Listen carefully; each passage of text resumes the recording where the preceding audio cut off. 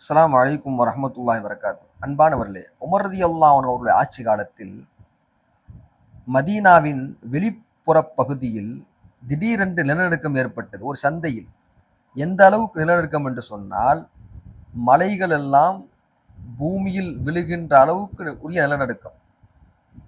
Umar ரலியல்லாஹு அன்ஹு கையில் ஒரு சிறிய வாள் வைத்திருந்தார்கள். அந்த வாளை கொண்டு பூமியில் அடித்து, உஸ்குன் யா அரல் உஸ்குன் அன அதுலுன், நான் நீதமாக ஆட்சி செய்கின்றேன் உன் மீது, நீ அமைதியாயிரு என்று சொன்னார்கள். நான் நீதமாக ஆட்சி செய்யவில்லை என்று சொன்னால் உமரின் மீது அல்லாஹ்வின் சாபம் உண்டாவதா என்று சொன்னார்கள். உடனடியாக பூமி நிசப்தமானது.